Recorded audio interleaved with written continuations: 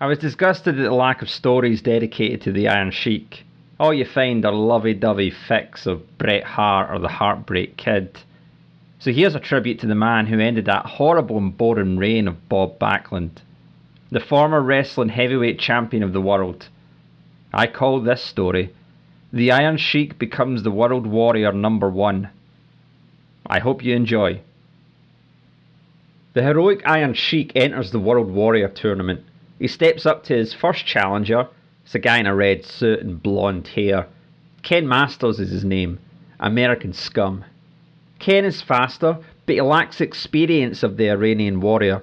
He leaps into the air and begins to spin, his legs going everywhere, but the Iron Sheik, he grabs one of his Persian clubs and smashes it into Ken's shin. The blonde-haired guy goes down, a piercing cry filling the air as he clutches at his broken leg. The Iron Sheik, well, he stands over him and looks down. "I bring you down like a bird with a stone, you fucking American." He then lifted up one of his heavy Persian clubs and sent it crashing to the ground. Ken's whimpers suddenly stop.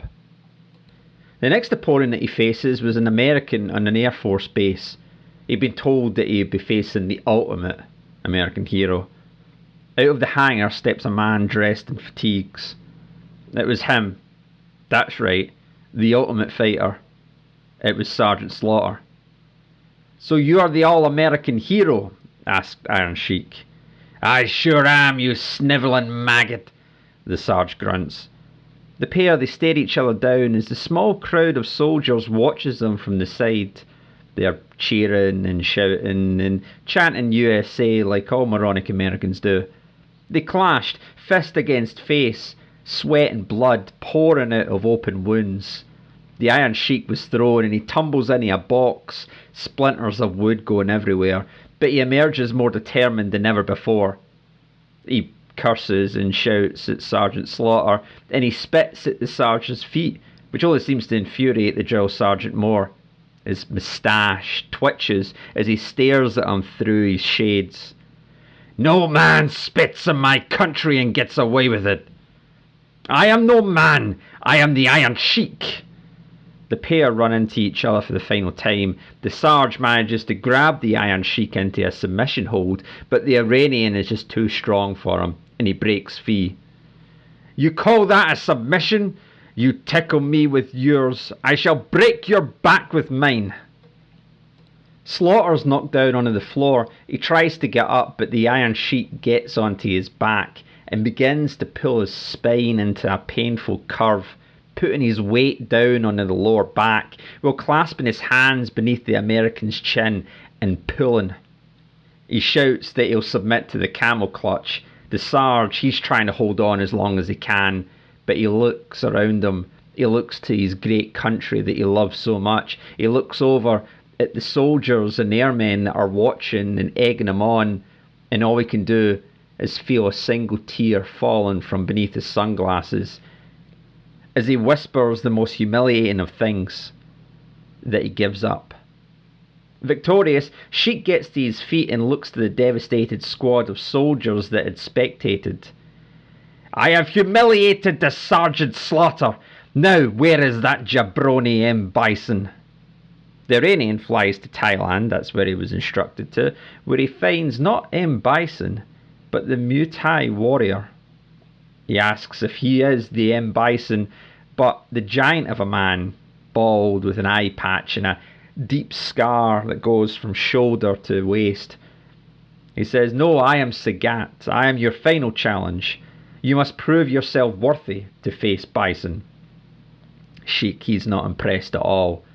He goes, "I am fucking more worthy than anyone. Fuck you, fuck Shadaloo, and fuck that jabroni Hulk Hogan." Sagat throws as many fireballs and spams tiger knees as much as he can, but it's no match for the might of the Iron Sheik's strength and moustache. He ducks under an uppercut and elbows him into the back and starts running circles around him, putting on wrestling holds, and the Muay Thai fighter just can't fight back. Then the dreaded camel clutch comes into play, and once more there is a victim. Sheik, he leaves the one-eyed Thai alone in the grass, humbled as the rest of them before him. Finally, the battle was upon him. M. Bison floated to the ground, arms crossed and a laugh in his throat. Sheik, I am impressed. I had a feeling it would be you that I would face. But it does not have to be this way. Your strength, your skill, it is marvellous. Join me, and together we can rule the world like the kings that we are. The Iron Sheik, he scrunches up his fists, his face twitching, and he growls. The Iron Sheik does not share the number one with anyone. The pair, well, the battle drags out for an eternity. They throw everything that they have at each other. The Iron Sheik, he's went through so many fighters before him. He's travelled all round the world, from Japan to China, to Russia, to even Madison Square Garden, everywhere. But he has that fight, that fire still left inside of him, and he takes it right to M. Bison. And finally, as M. Bison starts to show a weakness, that's when Sheik strikes. He gets on his back. He puts him in the dreaded camel clutch, and as it begins to tighten, he could feel Bison hurting, his bones begging for it to stop. Do you submit, you jabroni? Bison begs. That he does, he submits. But the Iron Sheik, it doesn't seem to be the answer that he wants. He tells him he didn't ask him. He asked his back, and with one mighty last pull, he heard a horrifying, loud, muted pop. And the body beneath them, it goes limp, and the Sheik, he smirks. There is the answer I want. He had done it. The Iron Sheik was the World Warrior Champion.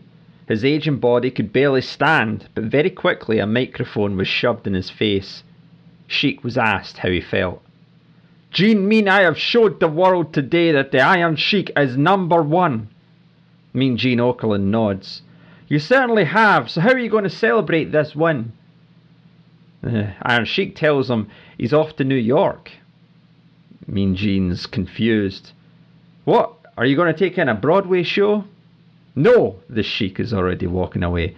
I am going to humble the fucking Hulk Hogan. And then take in a Broadway show.